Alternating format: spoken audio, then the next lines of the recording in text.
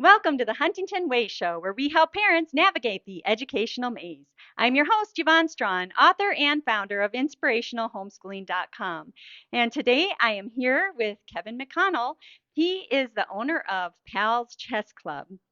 This show is brought to you by the Huntington Learning Center and Inspirational Homeschooling. You're listening on Power Talk 1040 AM, 98.5 FM, and 95.7 FM. Please like and subscribe to Power Talk 1040 on YouTube. Welcome to the show, Kevin. Thank you very much. Thanks for having us. It's great to have you here. Please share your son's incredible medical story. Okay, so Griffin, uh, Griffin was a normal kiddo by all means that we could tell up into 5. He started having seizures when he was 5, and they got worse and worse, and they put him on cocktails of meds at Children's Hospital, which didn't help him. And so at the age of 7, he had to undergo 2 brain surgeries. Um, uh, the names I guess don't even really matter, but they were unsuccessful. So the episodes and the epilepsy that he was diagnosed with got worse, to the point where when he was 8, he had to undergo a functional left hemispherectomy, and that's where they completely disconnect one hemisphere of the brain. Griffin at that time was one of only 10 cases in the world, where he had what was called cortical dysplasia, thousands of microlesions in one hemisphere of the brain, and Rasmussen syndrome, which is a gradual shrinkage of one hemisphere of the brain. And fortunately, they were in the same hemisphere, or it would have been much worse. Mm. So he had to have that hemisphere disconnected so that it wouldn't infect the right hemisphere. And so the collateral damage of that was that he had to learn how to walk and talk and basically do everything he did when he was a newborn all over again at the age of 8. So he was in a wheelchair from 8 until about 10, 10 and a half. He was in extensive series of therapies, physical therapy, occupational therapy, speech therapy. And the really cool thing about Griffin's story, because this actually isn't, the Children's Hospital does about 2 of these surgeries a month now. So it's Okay. not as unique as it maybe once was. Griffin was unique in that 1 week after his surgery, when he couldn't talk, when he couldn't move, and he was paralyzed on the right side, he was playing chess in his room with me at the hospital room when we were staying with him. Griffin's been an avid chess player since he was 4, as has his younger brother. And so we feel like a large portion of the transferal of processes and duties from one hemisphere to the other happened because of his chess playing. He's been a competitor since he was 5, and in tournament play. And anyway, he started playing again before he could talk, and he was back out competing when he was still in a wheelchair. And his goal was to become a master, which is every kid's goal if they really love chess, because that's really hard to do. And so Griffin, unfortunately, his younger brother beat him. His younger brother became a national master at 12, which really chapped Griffin, because he really was competitive with his younger brother, and his younger brother kind of raced ahead when Griffin was still learning how to talk again. Uh-huh. So Griffin tried even harder and worked harder on his chess. He became an expert when he was 15, actually when he was 13, but he got locked up and he couldn't get to master, which is incredibly difficult to do. There's only about 7 or 8 masters in the state, of which his brother is one of them. So chess.com got a hold of his story when he was an expert trying to become a master, but with only half a brain. They thought it was a cool story, which it is. It And is. so they did a documentary about him called Griffin's Gambit, which anyone can just Google on YouTube and see. It's a cool story. Back when he was still an expert, striving to become a master. Flash forward 1 year later, he had another brain surgery. They had to go and completely take out the left hemisphere of his brain. That's called a hemispherotomy, because he was having seizures again. And 1 year and a month after that surgery, he made national master. And it was a pretty big news story. He made nationwide news. He was interviewed by a bunch of people that we don't remember now. And so when we had a chance to take over PALS, it was just a perfect transition. Griffin's always wanted to be a chess coach. He knew since he was 8, that's what he wanted to do, and his younger brother as well. So running a chess business just made sense. Yeah. Wow. What an incredible story. So, how did you get him into chess? Were you a chess player? No, no, not at all. Okay. I hadn't played chess for 30 years. We bought one of those goofy 10 and 1 games that have Chinese checkers and everything else, and had this really terrible chess set. I taught him how to play when he was 4. And here's a true story. When Sullivan was six, so Sullivan followed in Griffin's footsteps. He's 2 years younger. Griffin was 8.5. Sullivan was 6.5. Sullivan started throwing games to me, but he wasn't telling me that he was throwing games. So I thought I was still competitive with him. And at one point, he was just looking really bored. And I'm like, I still beat you like 1 out of 3. And he's like, no, you don't really, Dad. And he had been losing to me on purpose for like 6 months. This was after Griffin wouldn't even play me anymore. Uh-huh. So I stopped playing both of them at that point because it was both a very proud moment and a very humbling moment. Yeah. But yeah, I taught him how to play. That was it. He wanted to go into competition when he was 5. We drove him to the places he wanted to compete at. So then, doing the chess, did you also decide then to homeschool at that point, or was it? No, we hadn't. Okay. Homeschooling for us came after his disability, after his brain surgery. We ran into so many problems with IEPs and with just with the disability aspect of things, with both, not just with Griffin, but with all 3 of our kiddos. But we didn't really know anything about homeschool. I think that's probably everybody's experience, Yeah. and we certainly didn't think we were adept or equipped to homeschool at the time. But when things got really bad, we decided it would be better to home. We couldn't do worse. Yeah. Well, at that point, not doing that badly about school districts. It's just he wasn't getting the help he needed. Yeah. And I look at these kids that have disabilities or something that, I have a child that has special needs. She has one X chromosome. And just being able to help them and watch them thrive. I mean, these kids that have those things where things are harder for them, they just seem to really excel. They try harder. And Yes, it's just they do. so amazing to see and then just to be a part of. And as a parent, just being a big part of holding them up in what they're good at and then training them and walking alongside them is such a blessing, isn't it? Absolutely. Yeah. So, how has chess then helped Griffin? Oh man, and it's helped our whole family in so many ways. But with Griffin, it was instrumental in his language development. Again, it was instrumental in his ability to focus.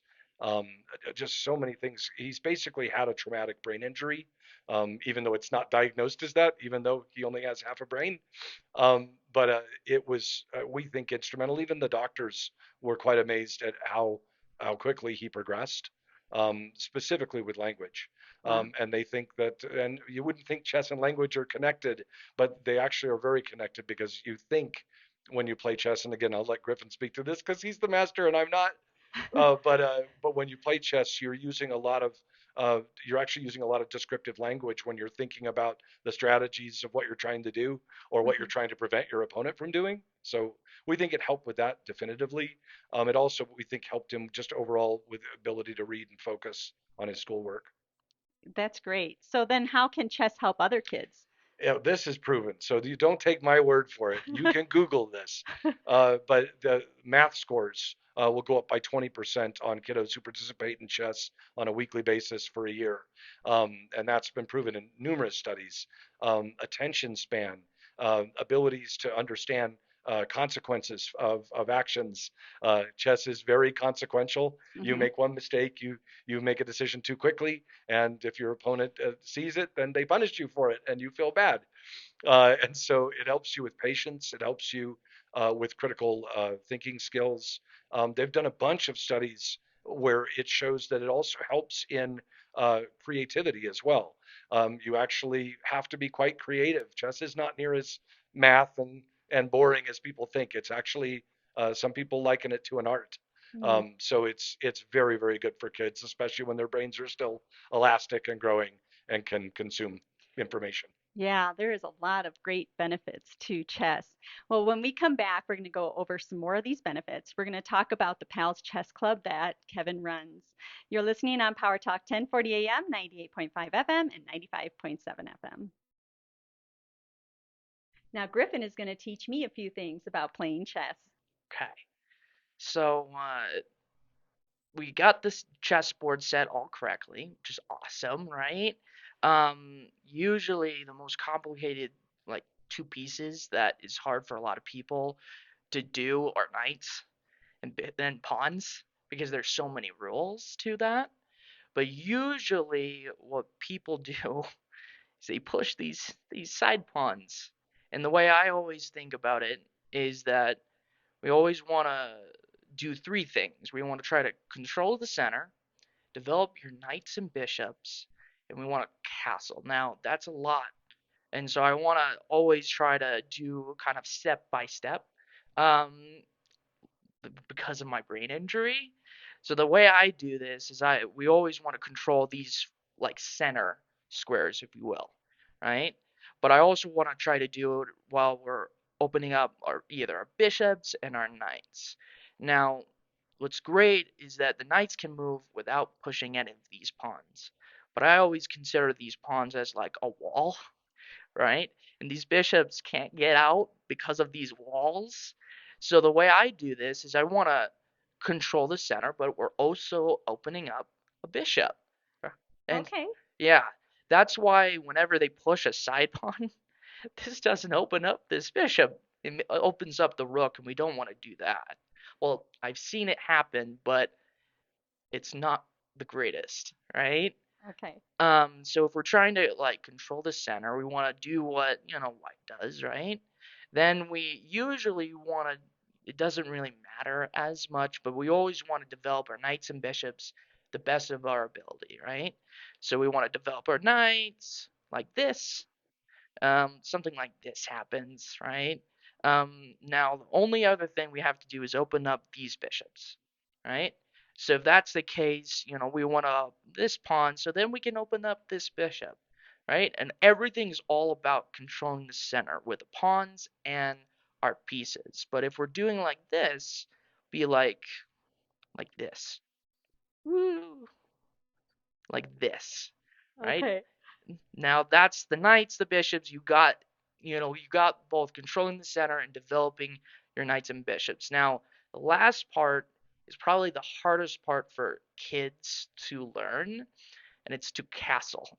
Now it's so weird, but the king always goes only one square.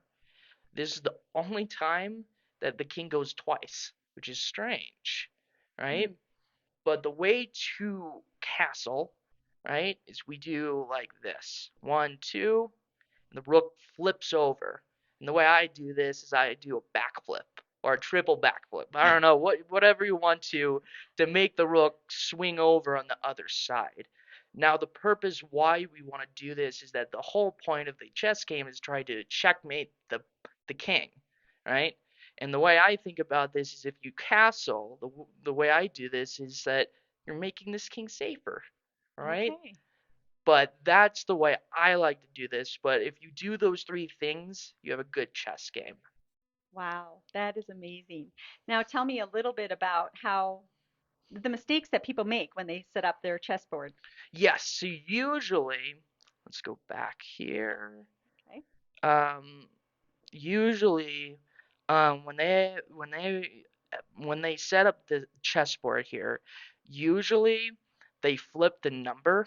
So usually black goes on 1 2 and white goes on 7 8. That's the most common mistakes I see. One time I saw a knight and bishop like this, rook bishop knight versus rook knight and bishop. I think the most common mistake also is switching the queen and the king. And we always have numbers and letters, and I always say that this square is D for dress, Mm. right? The queen is white. We want to always go on the light square, because that's her color. Same thing for black. We want to keep it, where it wants compared to a queen that is not on her color, right? That's a good way to remember it. Yeah. Great. Well, thank you for these wonderful tips. Hmm. Hopefully, I will be able to win against my son next time we play. Cool. Welcome back to the Huntington Way Show. You're listening on Power Talk 1040 AM, 98.5 FM, and 95.7 FM. I'm your host, Yvonne Strachan, and I'm here talking with Kevin McConnell, and we're talking about the Pals Chess Club. So, Kevin, tell me more about what the Pals Chess Academy is. Sure. So, PALS Chess Academy is a before and after school chess enrichment program. We operate out of Golden, Colorado, but we're mostly in the Denver, Boulder areas. Although we have had a school for several years here in Colorado Springs. We run chess programs at 60 plus schools. I think there's 5 or 10 charter, there's 5 or 10 private, and then the rest are public schools. We have anywhere between 13 and 1,500 kiddos in chess instruction, from kindergarten to 8th grade mostly.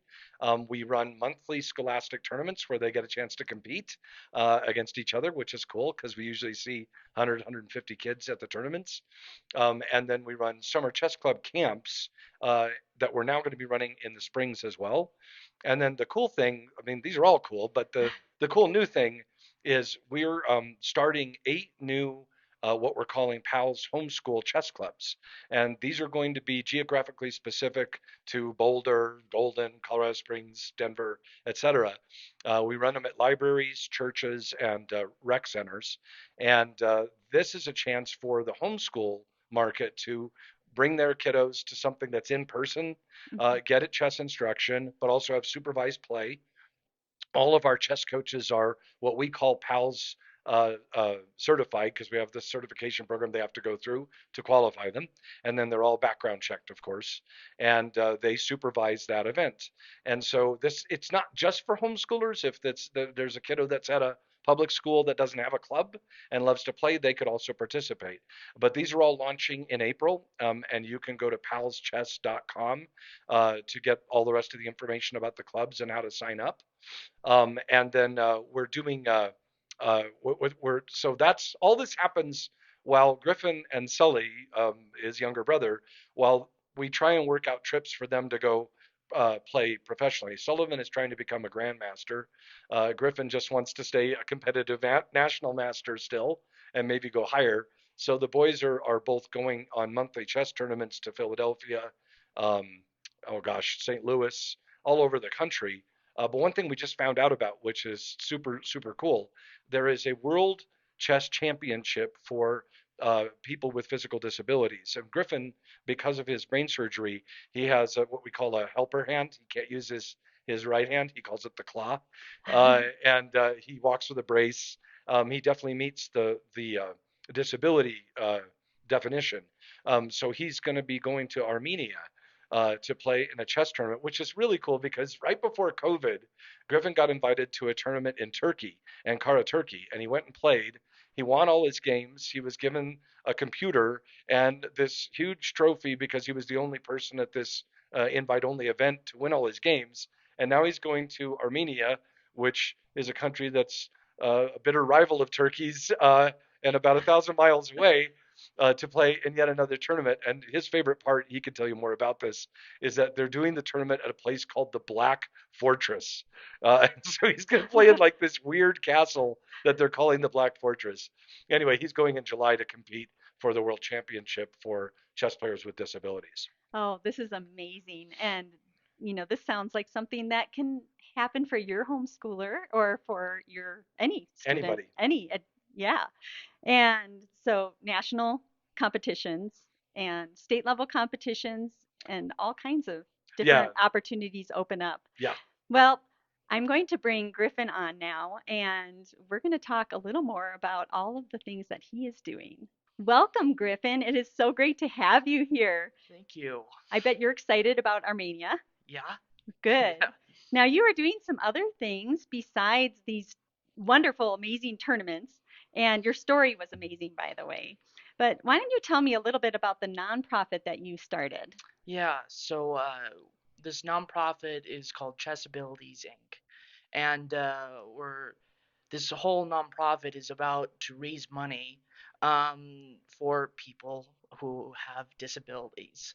Now, there is, for one example, is there's um, the chess Olympian, which is, the world champion, those kind of things, and they usually have that happen every 2 years. With that, there's a para Olympian, which is basically Olympian with disabilities, that was supposed to happen in 2020, but because of COVID, it didn't happen. So, the Paralympian is supposed to happen this upcoming September, and we're trying to raise money for, to get people with disabilities to come and play at the Paralympiad. And so we're just trying to use that as a motivator as best as possible. That's great. So then are the kids that have disabilities are then taught through the PALS Chess Club as well? Yes. Okay. That's great. And then when they do that, then they can accomplish some of the same things that you've enjoyed. Yes. Everyone I love teaching obviously, but I always love, saying, okay, you can do it. Anyone can do it. They just have to, work hard and have fun with it, right? Yes. Now you are also a coach Mhm. at the PALS Chess Club as well. Yes. And tell me, I remember your dad telling me a little bit about this, but tell me what it's like when you're trying to encourage some of these kids to, be part of the PALS Chess Club. I've been doing teaching chess for many, many years, and I always uh, you know, motivate kids to say, look, you can have fun. Chess is not a boring game. It's a fun game. It's a lot of ways you can make it fun, right? But if you want to just work hard again, I wanted to become a national master for more than 8 years, and but I got it, right? But it took me a while, Uh-huh. right? But I had fun with it. I always try to, study and a lot of things that, if kids want to do that, they can, right? But if they don't, that's also fine. Just want to have, a balance, from having fun to, all the kinds of things, right? Yeah. So when you are really encouraging these kids, I've heard that you set up sometimes several chess sets and play against them. What is Yes. that like? It's fun. It makes the kids happy, Good. right? Yeah. So that is fun. What is the North American Chess Camp for children with disabilities like? The North American Chess Camp for people with disabilities is a camp that I created to help people with disabilities to get accommodations. Accommodations. Oh, saying it wrong. Accommodations? Yeah, Yes. exactly. One of those things. Because I go out of state, I get frustrated because you know the things that I need are not met, and so what I'm trying to accomplish is for people with any type of disabilities, I can try to help them as best as possible to make it, they want to learn chess. Anyone can learn, but with people with disabilities, I want to help them as best as possible so then they can get as much as possible for, learning chess. That's great. Now, how can listeners connect with you or get involved with the Pals Chess Club? Um, if you go on the website palschess.com, if you scroll all the way down, you can actually send a message to me. And if you want to look for like homeschool chess clubs, chess camps, it's the same website, palschess.com. Everything's right there. That's wonderful. Now, anybody in the state from the Front Range, all across the Front Range, can participate in this? Hmm. Colorado Springs, all the way up through north of Denver. Yes. Perfect. Well, thank you so much for your insight Hmm. and for all that you do, for being a light and also just for being able to encourage other people, even through what you've been through. Yeah. You're listening on Power Talk 1040 AM, 98.5 FM, and 95.7 FM. Please like and subscribe to Power Talk 1040 on YouTube. I want to thank our sponsors, Inspirational Homeschooling and the Huntington Learning Center, for bringing this show to you. Thank you for joining us.